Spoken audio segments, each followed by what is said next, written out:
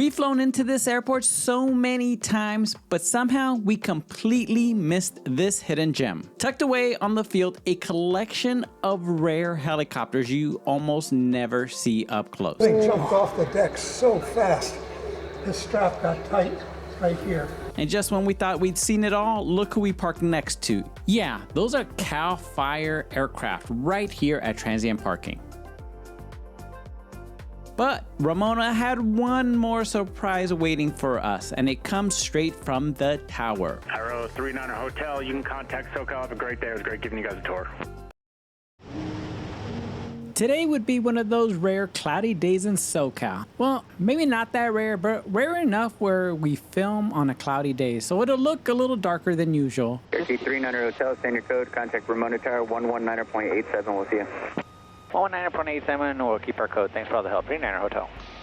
We have been having storms the last couple of days, and this was at the tail end of that. But it lingered enough to where just east of us, dark clouds loomed, and we would be pelted with some heavy drops, which I have to admit, I'm not a fan of flying in the rain. I literally had to look up what the aerodynamic effects of rain has on flying, and what I generally found was that light to moderate rain doesn't have that much of an effect. But for you brainiacs out there, we'd love to hear your input, because part of me still thinks, how can it not impact flight? I don't know, maybe that's just me. You guys are probably way smarter than me on that topic. Ramona Tower, Arrow 19039er Hotel. We are 4,500 inbound with uniform full stop. Cherokee 19039er Hotel. It's still a little bit far for me. Can you call me back south of Lake Wilford? Roger, we'll call back south of Lake Wilford, 39er Hotel. But back to our visit today. We're heading back to San Diego to an airport that we visited a few times to get a quote on avionics upgrades from a local shop. Suffice it to say, that has been put on hold, but hopefully soon we can upgrade Hannah. This one is probably the most inland of all the airports in this region of San Diego, so it doesn't get slammed with the marine layer as much as all the other airports. Matter of fact, we would learn that as soon as the marine layers opens up on the coastal fields, students flock to this airport right here, and you'd get a good glimpse of that today. Our first stop after parking is heading to a museum we had only heard about recently, and if we would have known sooner, we would have been here that much sooner. Then we'll walk around transient parking and admire one of our favorite fleet, the CAL FIRE tankers and a Bronco. And finally, a completely sporadic happening. As they say, ask and you shall receive. We got to take a tour of Tower. And unfortunately, due to security reasons, we were not able to film inside. But we'll still share everything we learned, all as we visit Ramona Airport in Ramona, California. Ramona Tower, Foxtrot Alpha, key number 1, I'm not sure about number 2. Cessna 8 Foxtrot Alpha, you're number 2 now. Number 1 is just crossing threshold. Foxtrot Alpha, thank you.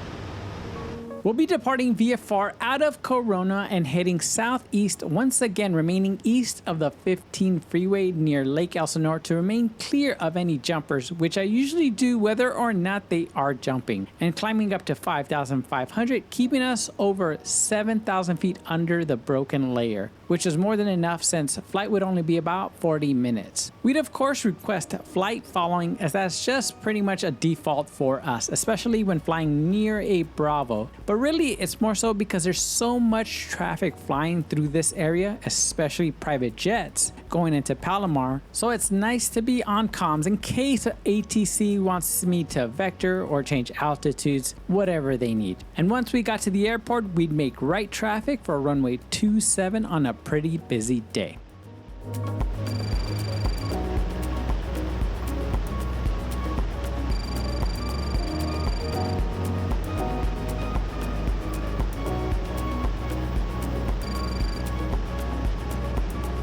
Ramona Tower, Arrow 19039er Hotel, inbound full stop with uniform. Arrow 19039er Hotel, Ramona Tower, make right traffic, runway 27. You doing a full stop? Right traffic for 27, and that's a permitted full stop, 39er Hotel. Skyhawk 256, number 2, follow Skyhawk, heading down runway 27, clear, touch and go. Number 2, follow Skyhawk, the downwind, clear to get go, 27, 256. As always, let's get into a little history. Ramona Airport actually started back in 1943 when the US Navy built a little emergency airstrip in the middle of nowhere. And during World War II, the site near Ramona Airport was also used by the Navy as a bombing target field. It covered around 405 acres, and the target included concentric rock rings simulating an aircraft carrier deck, and was used for dive bombing practice. Now here's the very interesting or scary thing, depends on how you see it. Some practice bombs still remain in remote locations in the preserved area nearby. There's actually even a pamphlet that tells you what to do in case you find one, and they call it the 3 R's: recognize, retreat, and report. Yeah, that's pretty crazy. Fast forward a few years, the war ends, and in 1956, the Navy hands it over to San Diego County. And that's when this place really starts to make history. Just a year later, CAL FIRE sets up shop here, creating the very first air attack base in California. Yep, the very first one ever. From there, it became the heart of aerial firefighting across the state, with tankers and helicopters launching right out of this little inland airport. Over the decades, the airport's gotten major upgrades: a longer runway, a brand new control tower, and now a $12 million expansion to handle the big guys like a C-130, which we are completely excited to see when they get that one. I mean, you guys know how much Irene loves her C-130, so we can't wait to go back once they get that.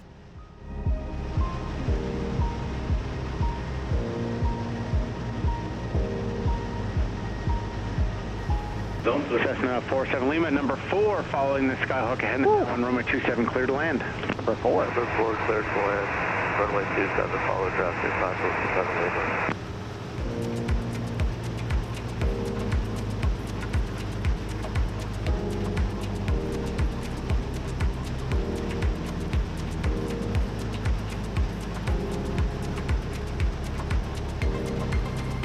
Arrow 39er Hotel, extend downwind.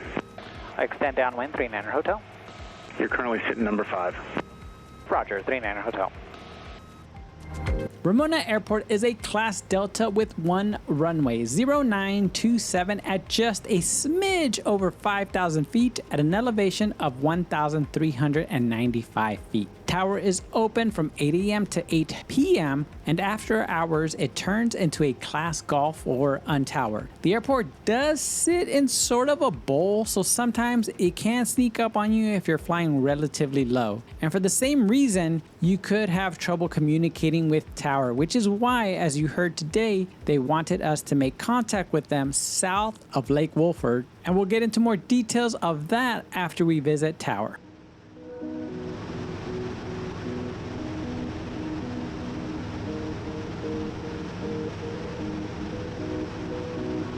Now, right here at Ramona Airport sits one of the coolest aviation spots in Southern California, Classic Rotors, a museum completely dedicated to vintage and rare helicopters. It's entirely run by volunteers, 2 of which are veterans we'll meet who restore and maintain these incredible machines. Everything from old military birds to experimental rotorcraft you won't see anywhere else, and we were completely surprised what we saw. Some are even kept in flying conditions. Of course, we'll show you what it's mostly about. We don't want to spoil it all for you, so it gives you a reason to come and visit it for yourselves.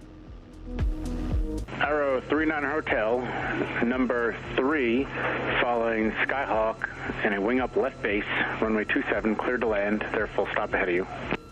All right, we're number 2 behind a Cessna 27, cleared to land, 39 Hotel.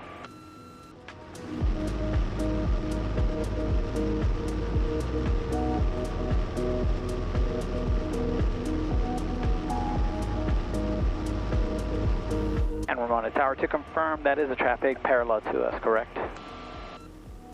Arrow 39 Hotel at your 3 o'clock. Perfect. 39 Hotel, thank you.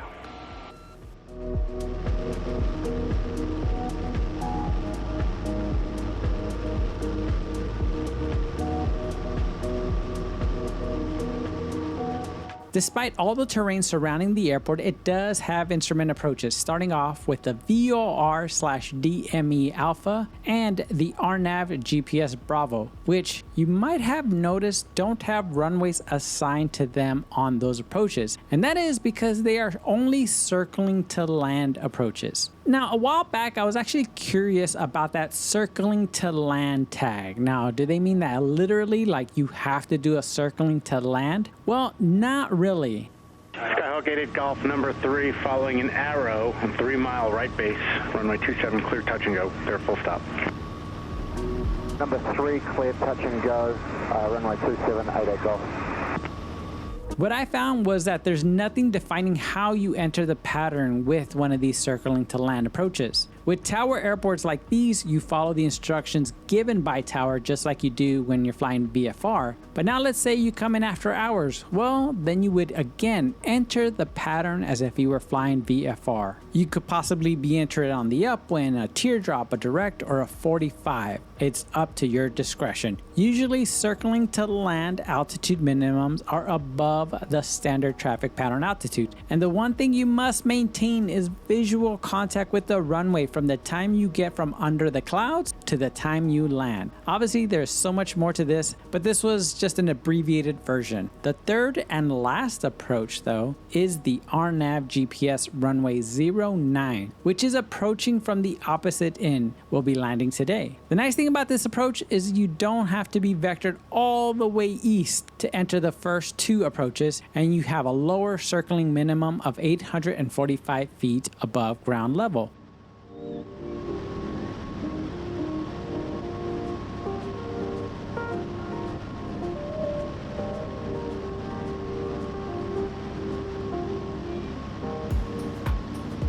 Now, even though we won't need it today, there is self-serve fuel here, and it's at the approach end of 27, which we will point out here on Short Final.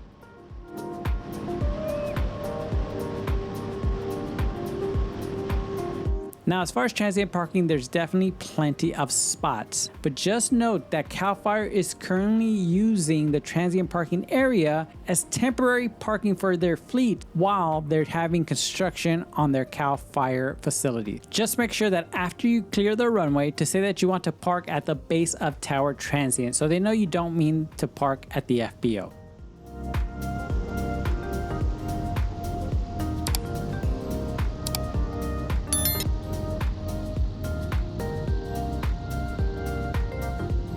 Aero 39er Hotel, turn right, contact ground.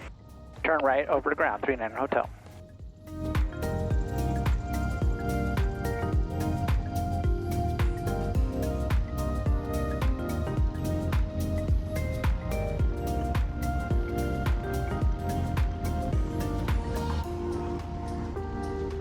Good morning, Ramona. Ground number 19039er Hotel, clear of 27 Alpha 3 for transient parking. Arrow 139er, correction 1939er Hotel, Ramona, ground. Are you looking for base of tower transient parking or going down to Pacific? Base of tower transient parking, 39er Hotel. Arrow 39er Hotel, taxi base tower transient parking via Alpha.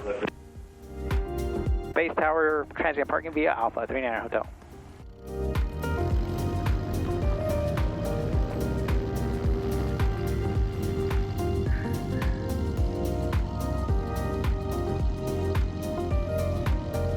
Now, as far as weather, Ramona's got some of the best flying weather in Southern California. Most days, it's clear skies, dry air, and awesome visibility. Summers get hot. We're talking 90s to 100s with that desert heat kicking up a few thermals. Winters stay mild, 60s by day and 40s at night. Fall brings the Santa Ana winds, those hot, dry gusts that can really keep you on your toes. And spring, it's smooth, calm, perfect flying weather. It's one of the most consistently VFR airports around, which is exactly why CAL FIRE and local pilots love calling Ramona home.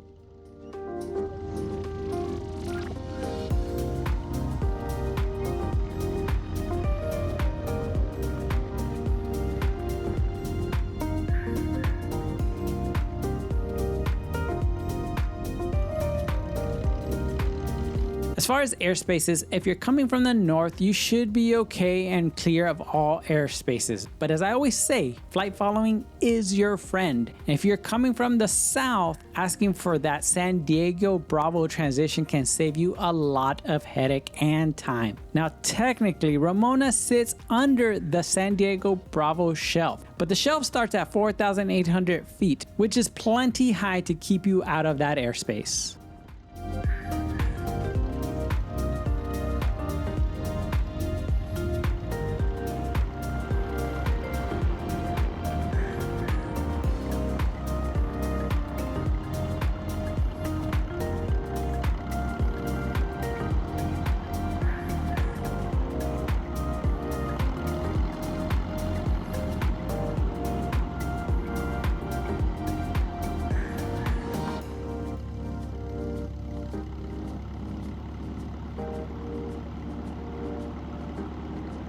All right, now that we parked, let's go check out some helicopters. All right, we are here today at Ramona Airport, and we hadn't visited this airport before was because we actually didn't know that there was anything to do here, right? We were trying to figure out if we were gonna go to the zoo or the safari park. Said it's not a zoo. It's not a zoo, safari park. Yeah. Safari park, but then we have to rent a car, get out of here, all that stuff, until we talked to Edwin, our AMP, and he was like, there's a rotor museum there. Yeah. So a helicopter museum. And we were like, wait, what? And you know, we're all about our museums, especially anything aviation. And can't believe we didn't realize that. I know. And we've been here multiple times. It's not like this is our first time here. Yeah, we've come multiple times when we were about to, when we signed up to get on the list to do our avionics. That's on hold for now. But yeah, we had been here. We've seen a couple of things, which we'll talk about, but that was the main thing. We're like, why? How did we not know that? I don't know. Luckily, we knew people who knew about it, and so we are here today. It is a little overcasty, but it's actually pretty nice. It feels amazing, actually. Yeah, it feels good. I still have a sweater on, but you don't. Yeah. But, yeah. But you're always colder than I am. This is true. So, but the cool thing was that when we landed, I, for some reason, was like, you know what? Let's just ask Tower if they do tours. And I'm not 100% sure, and that's always the case. We're not 100% sure. But I have a suspicion that they might be contract, but we're gonna find out because I asked Tower after we parked, hey, do you guys do tours? And they're like, yeah, just come up after you guys go visit the museum. So after that, fingers crossed, the same person's still there and he's willing to let us up and we're gonna go check it out. The problem with that is that filming.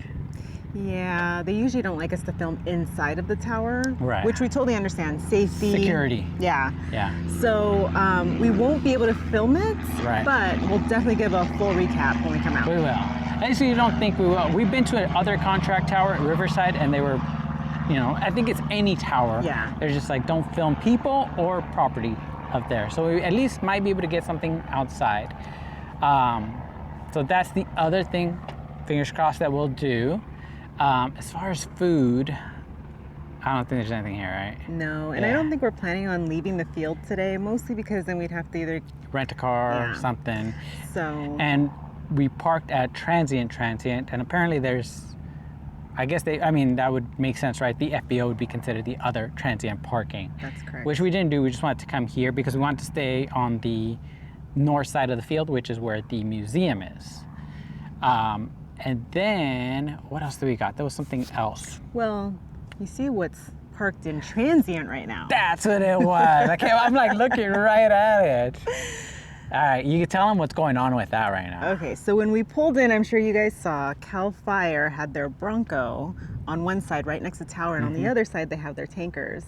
And the reason they're currently parked in transient parking is because their ramp area is currently under construction. Right. Because they're getting a new C-130, which means they needed to reconfigure their ramp That's gonna be so awesome. to streamline all of their loading of the fire retardant. And it's busy today. Oh yeah. I mean, we were number 4. Oh, we were number 5. 5. Then number 3. Yep. And then finally, so it's busy. So you're gonna keep hearing this in the background. But anyways. But yeah, so they're getting new barracks, a new dining area, and a new ramp area. And so because of that, they still have limited operations here. And so their planes are currently in transient. Yes. So we get to up close to them, I right? know. We get to see them up close at least. We'll keep our distance, and we parked on this side away from them. Right. Because yesterday, there was a fire in the area. There was, yes. And I'm pretty sure they had to mobilize pretty quickly to get out there and fight that fire. Right. So if you come visit, you park in transient, just be mindful of that. That if there is a big fire, because it's SoCal, we never know when it's going to happen, that they need to get out of here as fast as possible. And the last thing you want to do is be in a parking spot where they have to kind of like squeeze around you. So that's why we're all the way on the east side of the transient, away from everything. So that's pretty cool that we're going to be able to get up close. And I did read last night that I think this is the oldest CAL FIRE air attack base. Oh, no way. Yes. Wow. And so I think that's probably why they're getting this revamp.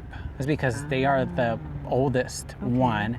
And so they need it. So well deserved. Yeah, for sure. Again, we love our CAL FIRE, our Colson Tan, our U.S. Forestry. Oh, speaking of U.S. Forestry. U.S. Forest Service. U.S. Forest Service. Man, I don't know why I want to keep calling U.S. Forestry. U.S.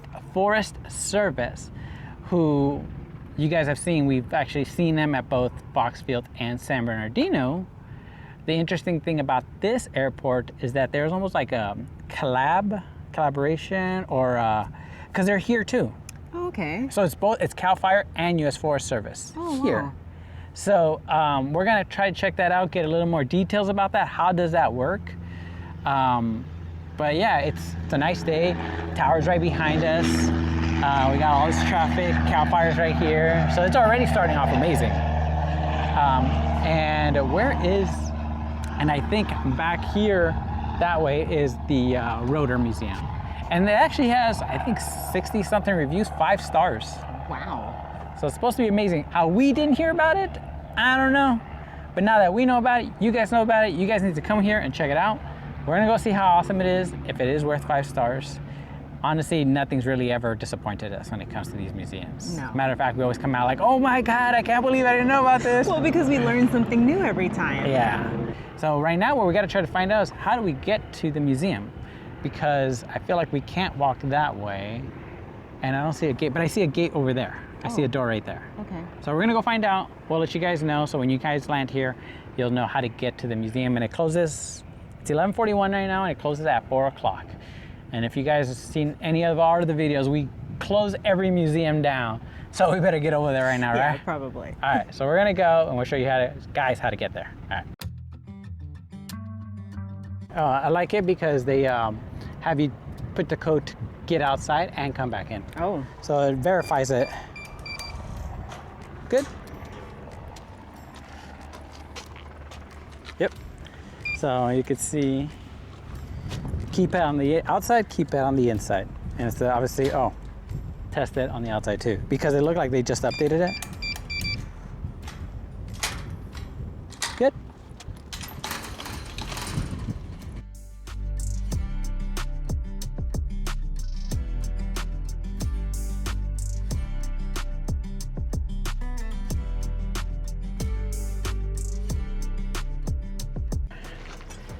Doing? Hi. I'm Roger. We just flew in from Corona. Oh, okay. Well, like I said, my name's Joe, and I'm a former Army helicopter crew chief door gunner. Oh. Did 2 tours in Vietnam. And so I've been working on helicopters. I'm the main mechanic and all this stuff that you'll see inside. Oh, nice. And this is my home away from home.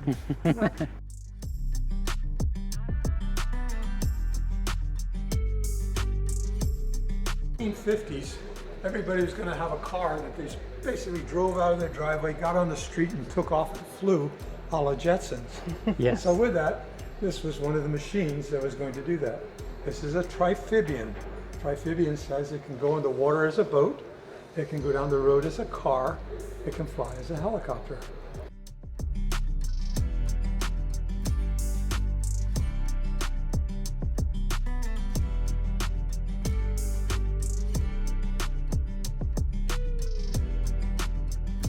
It's the biggest one here, and he decided he wanted to come over on this side.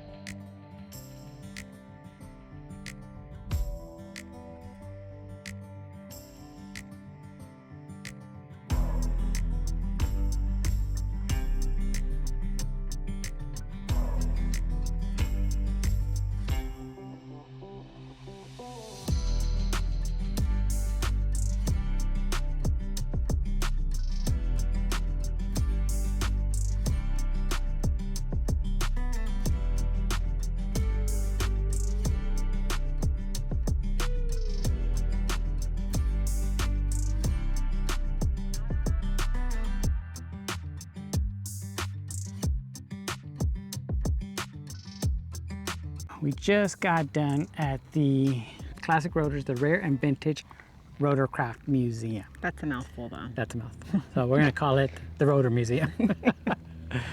And whoa, there was just like a ton of information. And huge thanks to Howard for giving us so much information about the engineering that's gone on in the evolution of helicopters, right?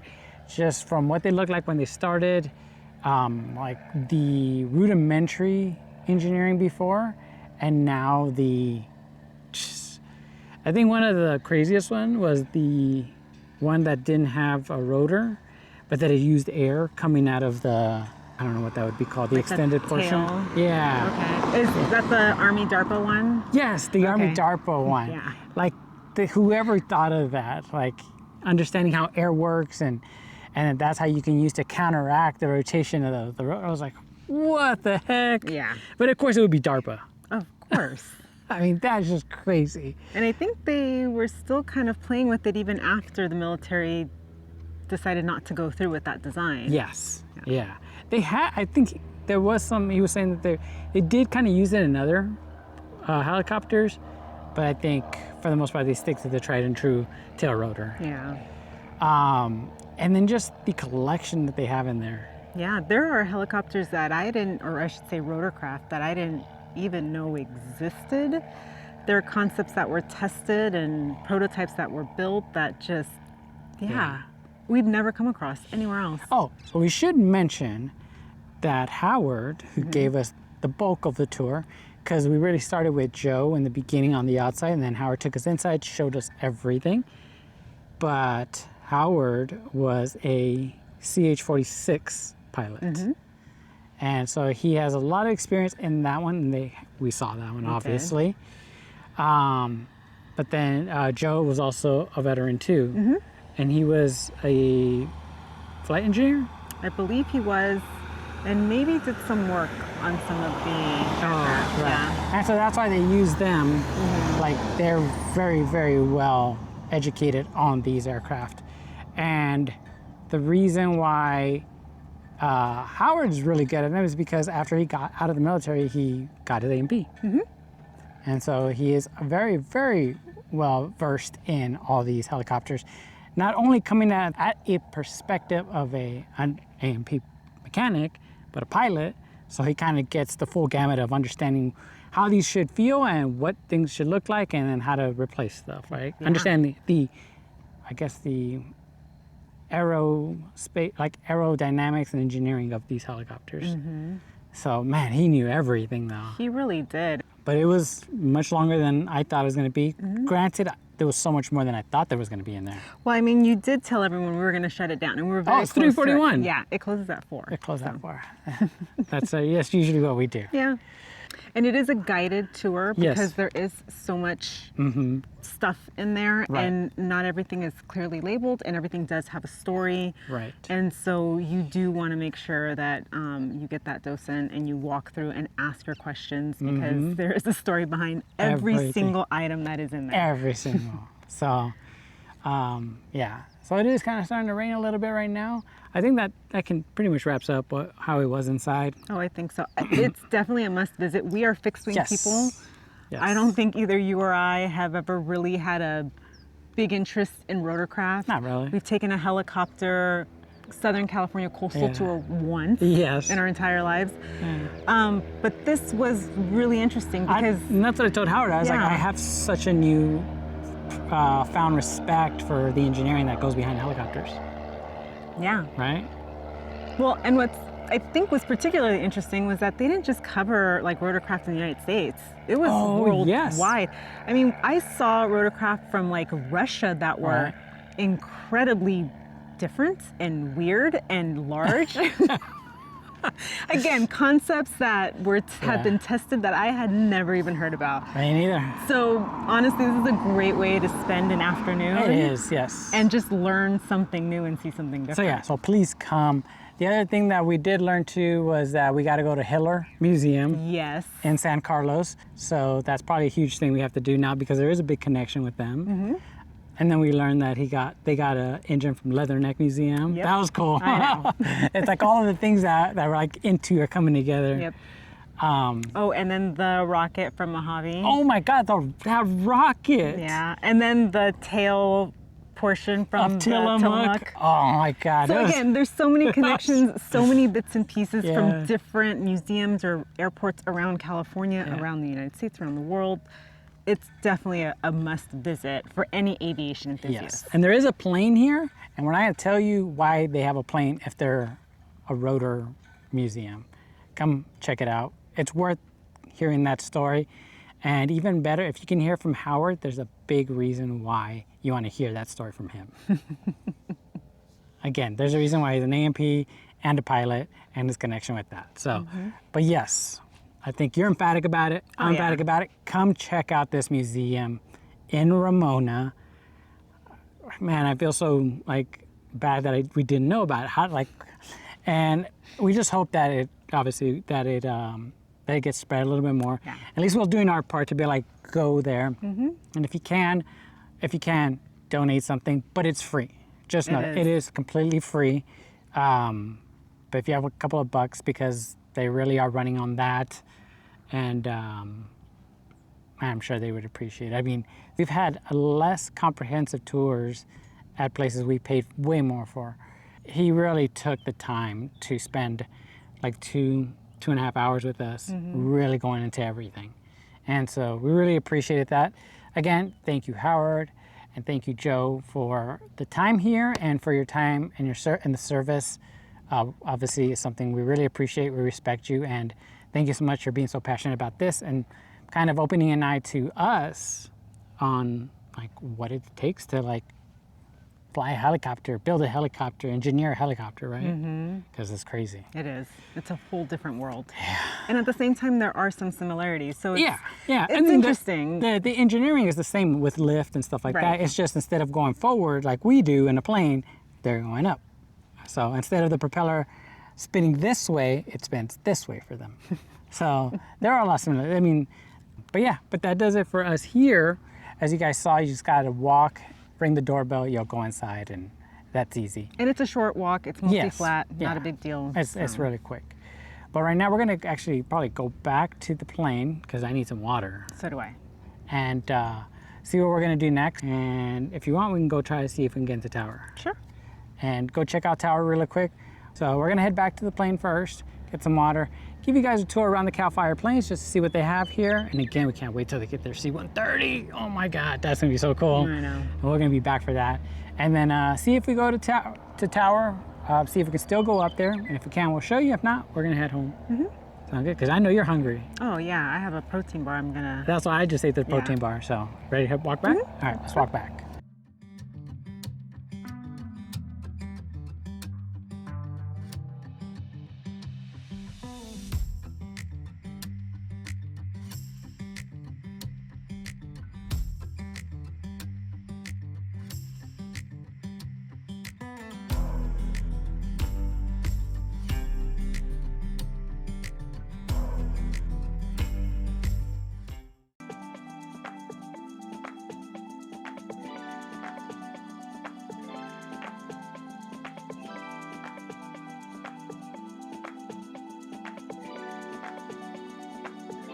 This is typically all transient parking, all these spots right here. But as we said, CAL FIRE is now temporarily parking over here because they're having construction in their home essentially. And so what I would recommend is don't park here, park along there like we did, maybe 2. I think there are 5 spots total over there. 5 spots total. Okay. Oh, there's one on the other side of us. Yeah, there's about 5 spots. And you guys see they got the big tankers over there. Just stay out of their way. And it shouldn't be too bad. But yeah, that was our whole goal, was just to stay out of the way. And it looks like everybody's kind of following that same. Every time we kept seeing the plane park here, they parked over there. So. But yeah, but now let's go look at our Bronco. I think I saw not a CAL FIRE one, but a regular Bronco video of it, and just the views that they get is crazy. These were used in Vietnam Yes. as basically the same thing, right? They were like spotters, Spotters, basically. yeah. Yeah. So it's still doing what it was meant to do, just in a different capacity now. Mm-hmm. They're spotters and recon really for fires. And again, every time I look at the tail, it's like, man, that thing's huge. Yeah, it's always so much bigger than I remember it being. I know. It is definitely a unique plane for sure. There's some spots here, but that last one seems to be coned off, and Yeah. this one doesn't have any chains. It's almost like that was here, That's what it feels like. but there's nothing that says that you cannot park here. There isn't, but there also aren't any chains, so you have to have your own tie downs for this. Yeah. And these are the ones that are closest to the base of tower, so if you're wondering, those have no chain tie downs. Right. And it looks like all the ones on the other side of this gate, which it's a pedestrian gate, right? Yeah. Those all do have chain tie down. All right, so we got the inn. We're gonna go do a tour of Ramona Airport Tower right now. Again, we don't know if we can film. I doubt it, but we wanna let you guys know we're heading in, and we'll let you know a debrief after we get out. Right? All right.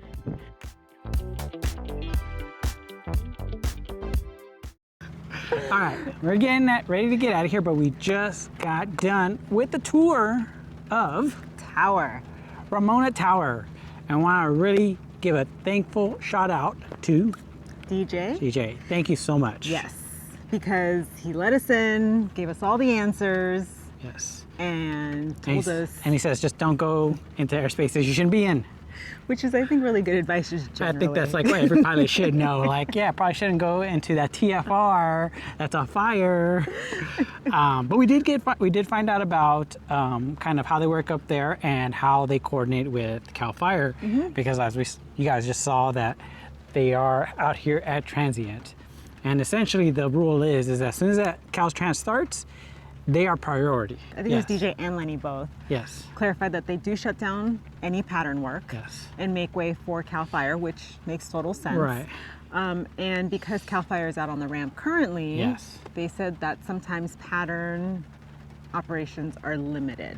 So make sure to listen to the ATIS, check Please, the NOTAMs yes. before you get here, Yeah. because they will put it on the ATIS to say, like you said, will. you know, and then there's people that just don't listen. So please don't be that pilot.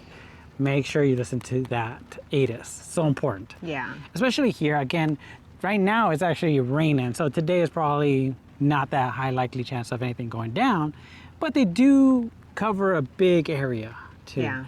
And then the biggest thing for them is that they can only fuel here. They have to, again, recharge their retardants all the way over at Hemet right now. Hemet, Yeah. which is 20 minutes up.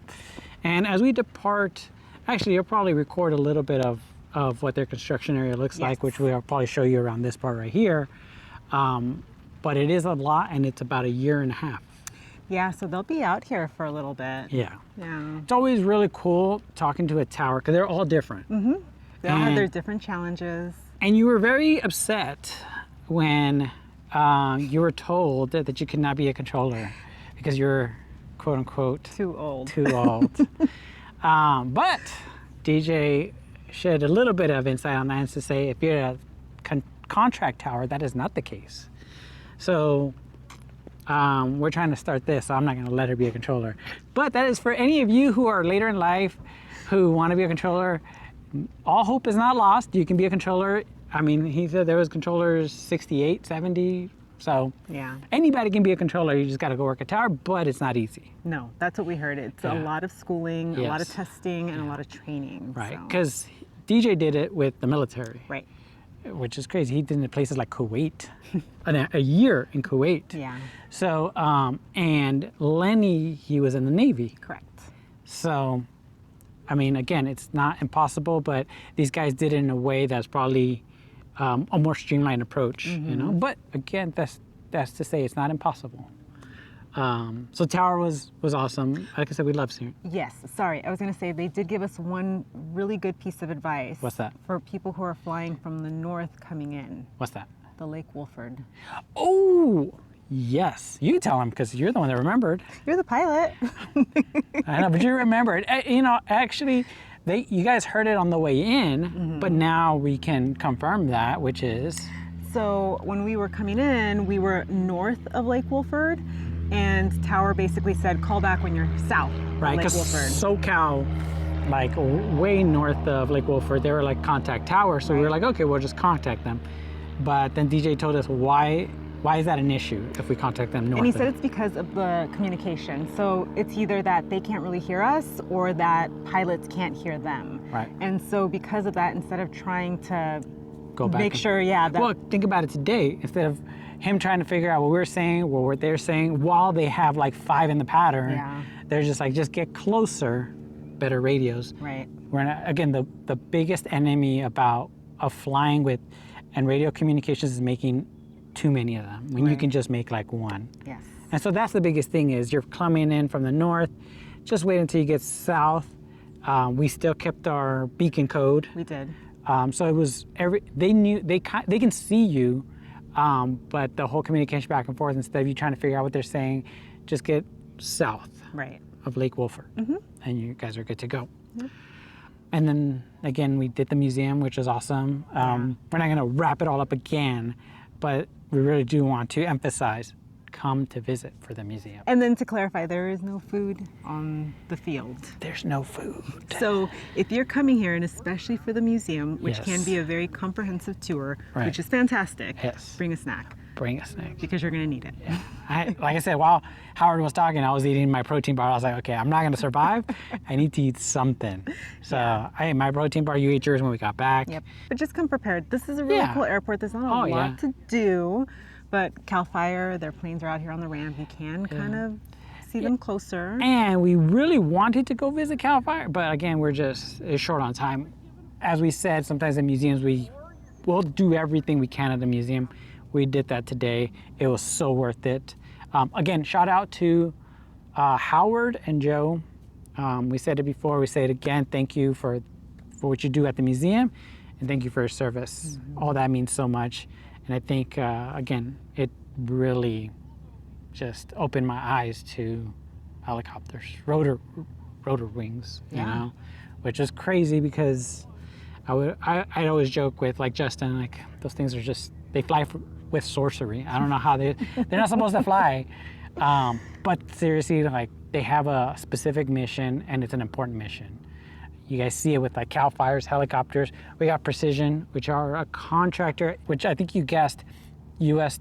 Forest Service, not forestry, U.S. Forest Service, that they're contracted with them, right? Right. That's what we kind of gathered based on just looking at their social, all that stuff. Yeah. So if you guys haven't been here, fly in, walk over, talk to Howard, talk to Joe. They're awesome, and get a tower tour. They're awesome up there. Yeah. Seriously. Any questions you guys have, like they're more than willing to answer. I seriously just went on the radio and said, hey, can we do when do you guys do tower tours? And they were like, do you want to come now? And we said, not now, we got to go to the museum. And they're like, hey, you guys come back after the museum, and so that's what we'll do. But I think that's it because it is really starting to rain. It is, yeah, it's cold. Yeah. So we're gonna wrap this one up. I don't know anything else you want to say about Ramona? I think Ramona on the ground is very scenic. It is. And it's actually very beautiful. It is. Yeah. And people here are incredibly nice. I know. And I got to see CAL FIRE close up, learn about some helicopters. Yep. And got to take a tower tour. I think it was a good day. That's a good day for me. Yeah. So it was pretty awesome. Again, we never thought there was much to do at Ramona, but I had a great time today. Yeah. So it was a good day. Great helicopters, great tower. What more can you ask for? Yeah. It's probably a little bit better weather, but it's only right here. Once we go home, it's supposed to be clear. So we'll see that. You ready? We'll see. We'll find out. All right. We're gonna find out. So hope you guys enjoyed this one, and we'll see you on whatever the next one is. See you guys. We seriously couldn't believe we didn't know about that helicopter museum, but we're so glad our friend told us about it. We felt extremely honored that it was a veteran helicopter pilot that ended up being our docent. Then we find out he became an AMP for these rotorcrafts, and it made complete sense why he was so knowledgeable. And by the time we left the museum, we were completely awestruck at the engineering that went behind these machines. Now don't get me wrong, we are still all about fixed wings, but you can't help but to appreciate the ingenuity behind these aircraft. Ramona, ground arrow 1939 Hotel at base of tower, ready to taxi with Alpha.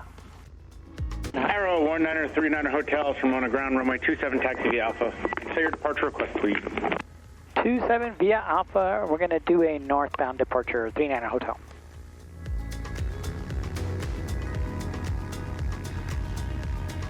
Cessna 907 Foxtrot number 2, following Skyhawk left base, runway 27 cleared to land.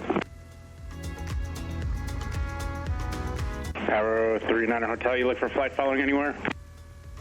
Yeah, that'd be great. 39 Hotel requests flight following to Corona. Alpha Juliet Oscar at 6,500. Arrow 39 Hotel, have your numbers in the runway. Roger, 39 Hotel. Now last week we released Santa Paula, which was a highly requested airport, and there were some of you who definitely enjoyed the history that it had to offer. But there were definitely some things that I didn't notice that you guys did. For example, one of you has some eagle eyes for pointing out that on our crosswind turn, 2 Hawks flew right under us, which I had no idea about. And then I looked at the video and I was like, oh yeah, they were really, really close. We also learned from one of you that the runway was moved further north when the flood destroyed the original runway. Now that must have been quite a sight, but we're glad that you were able to get back up flying. And finally, of all the people to comment on food, it's the one guy I commented on the video about, Sammy Mason. Told us that we should have gotten the barbecue bowl instead. It's cheap and yummy. I mean, how cool is that? Nothing about flying, just about the food. Sometimes that's the priority, right?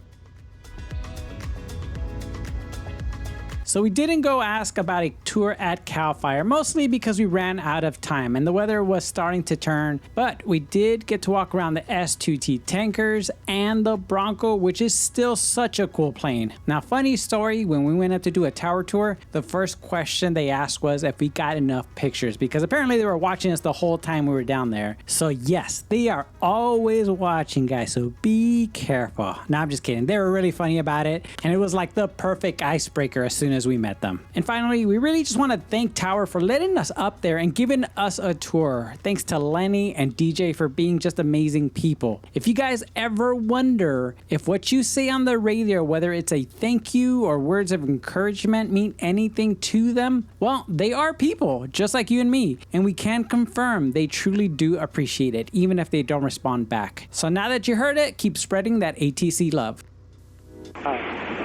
Arrow 39 Hotel, departure frequency 127.3, squawk 0216. 127.3 and 0216, 39 Hotel.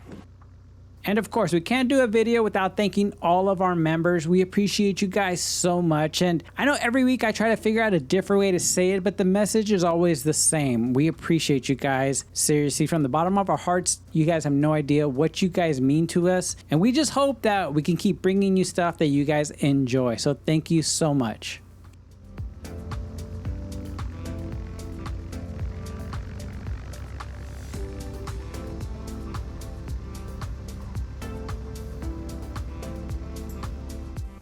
Cessna 907 Foxtrot, Ramona Tower, runway 27, clear for takeoff, short delay approved. Fly runway heading for now, I'll get you north shortly.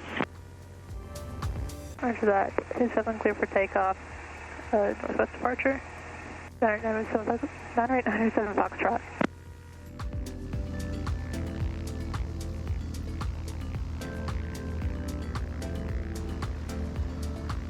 And one of the last things we want to mention is that we've always said that these airports are not about the planes and not about the hangars, it's about the people. And Ramona was exactly that. We had an amazing time talking to Joe and Howard at the Helicopter Museum, and then we had an amazing time talking to Lenny and DJ at Tower. And wouldn't you know it, the next day we would be at an air show and we would meet two pilots who were so welcoming they let us sit under their Cessna to watch the air show. And guess what airport they were from? That's right, Ramona. But more on that next week. But this was more just to exemplify that Ramona has some truly awesome people.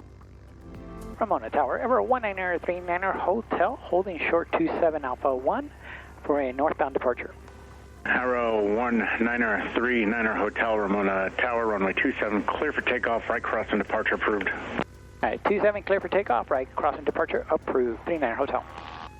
As for now, we are wrapping up our visit and will enjoy a departing message from Ramona Tower, which was so cool for us to hear. We'll see you next week, and until then, go fly, go discover.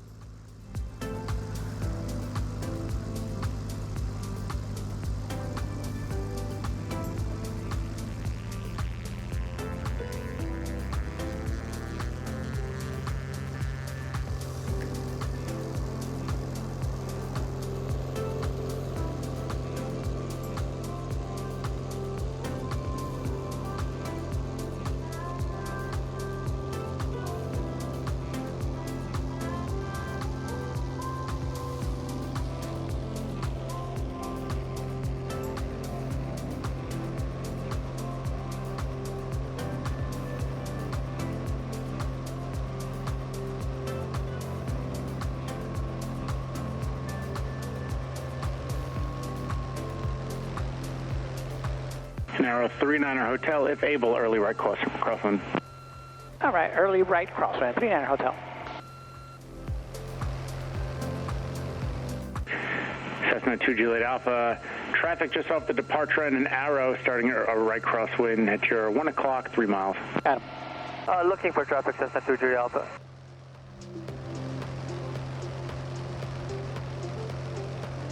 Okay, traffic inside 2 Juliet Alpha.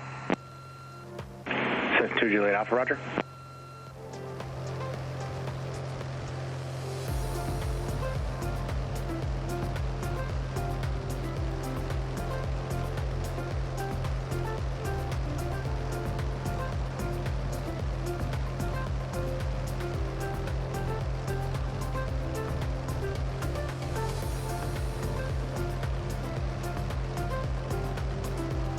Cessna 2 Juliet Alpha, your number 1, runway 27, cleared to land.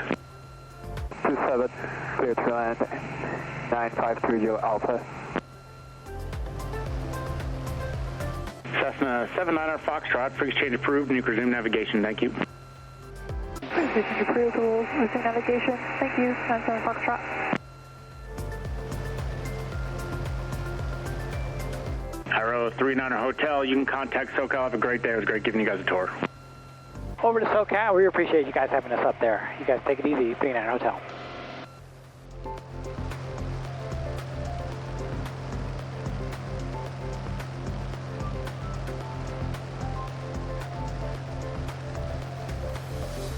I heard a 0 Lima Foxtrot. Could you ident say request?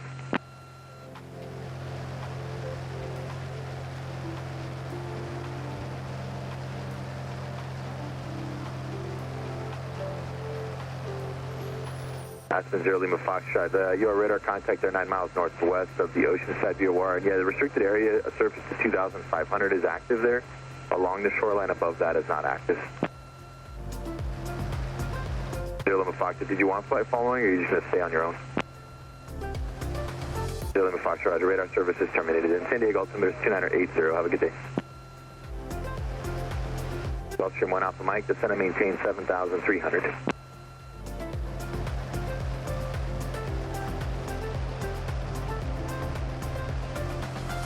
Traffic alert sets to 79113. At your departure is 7 o'clock in less than a mile, same direction, 4,800 indicated. Do you have that traffic in sight?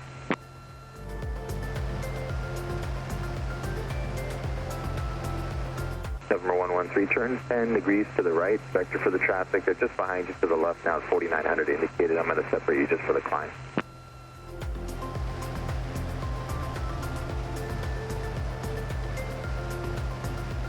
Good evening, SoCal Aero 1939 Hotel out of Ramona at 4,000. Okay, I had 2 check in there, November 139 Hotel SoCal approach, radar contact. Remain at or below 4,000 for traffic. At or below 4,000 for traffic, 39 Hotel. There's 6 Victor Mike, descend and maintain 5,000. I think it was November 2425 Mike, calling SoCal, you are radar contact. Traffic 11 o'clock in a mile opposite direction, Skyline at 3,400 indicated.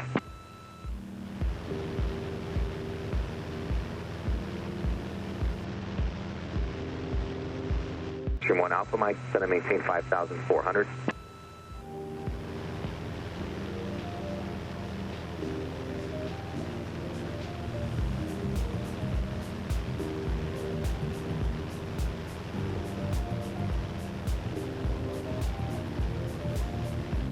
Cessna 113, turn right heading 010, view vectors just for more separation from that traffic, maintain 6,000.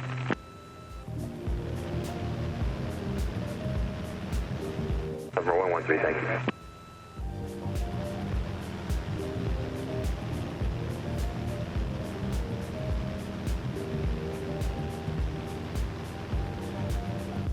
South to 2613, SoCal approach, descend via the Comics to arrival.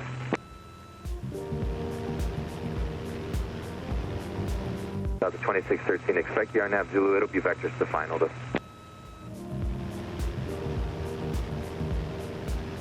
November 39 Hotel, turn right heading 330, vector for traffic off your 1 to 2 o'clock and 4 miles at Gulfstream Southwest on descending out of 9,000. Roger, turn right 330, 39 Hotel.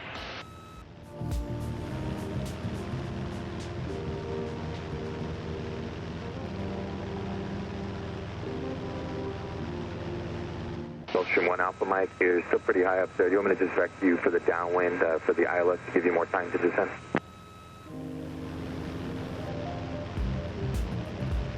Mike, roger, continue to descend, maintain 4,500, traffic 11 o'clock, 2 miles northwest on the Cherokee at 4,000.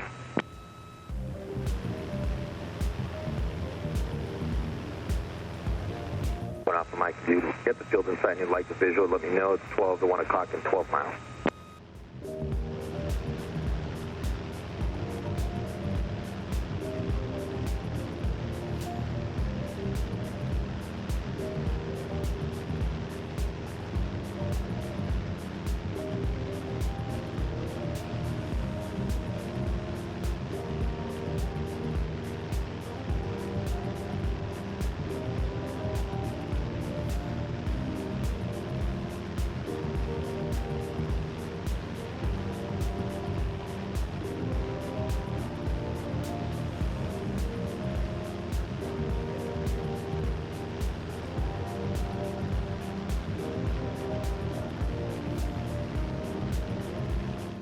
There's 6 Victor Mike, fly heading 100, contact approach 124.35. That's a 113, turn left direct Oceanside, traffic no factor. November 39er Hotel, resume on navigation, traffic no factor. Resume on nav, and am I still restricted 4,000, 39 Hotel? 39 Hotel, no, you can climb your discretion now, thank you. All right, climb my discretion. Thanks for the help, 39 Hotel. Yep. Gulfstream 1 Alpha Mike, traffic 10 o'clock and 3 miles south westbound at 3,800 indicated just south of the final approach course there. 1 Alpha Mike, tower, keep you advised, and you can contact tower right now, 118.6.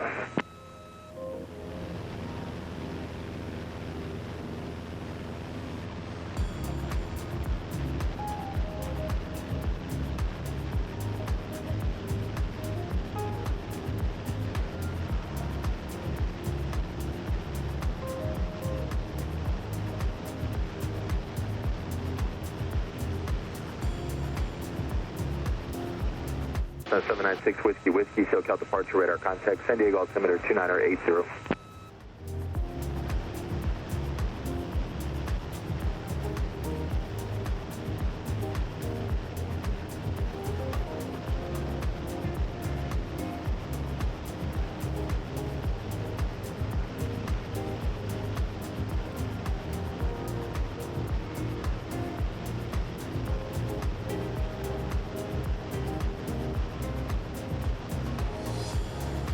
November 50 November, descend and maintain 5,400.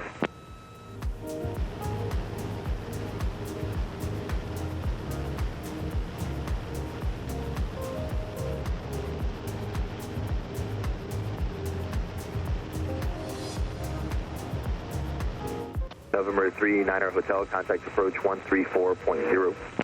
134.0. Thanks for all the help. Have a good night, 39 Hotel. You too, thank you.